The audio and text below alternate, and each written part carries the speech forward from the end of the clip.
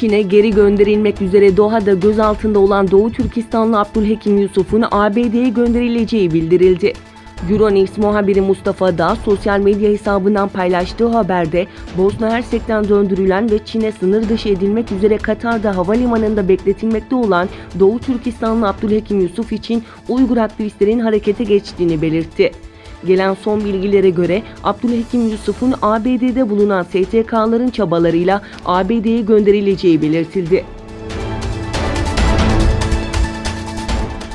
31 Temmuz'da Çin hükümeti düzenlediği basın toplantısında eğitim adı altında ceza kamplarına kapatılan Müslüman Türklerin çoğunun evine döndüğünü açıklamıştı.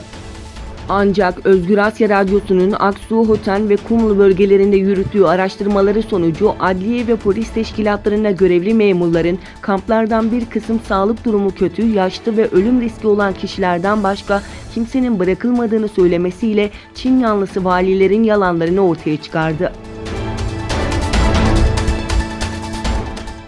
Çin'in Hong Kong Özel İdare Bölgesi'nde zanlıların Çin'e iadesini kolaylaştıran yasa tasarısına karşı on binlerce göstericinin katıldığı protestoda bir grup gösterici tarihi Victoria Limanı'nda bulunan Çin bayrağını indirdi. South China Morning Post'un haberinde protestoların sürdüğü Hong Kong'da gündüz saatlerinde siyah kıyafetli 4 göstericinin Victoria Limanı'ndaki direğe tırmandığı ve Çin Halk Cumhuriyeti bayrağını indirdiği belirtildi.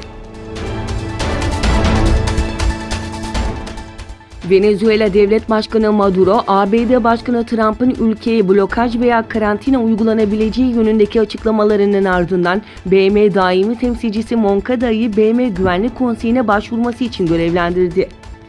Maduro, Venezuela'ya karantina uygulamak istiyorsanız çarpışmaya hazırlanın dedi. Yıllardır ağır bir ekonomik ve sosyal kriz yaşayan Venezuela'da muhalefetin kontrolündeki Ulusal Meclis'in Başkanı Guaido, 23 Ocak'ta kendisini geçici devlet başkanı ilan etmiş, başta ABD olmak üzere birçok Latin Amerika ve Batı ülkesinin desteğini almıştı.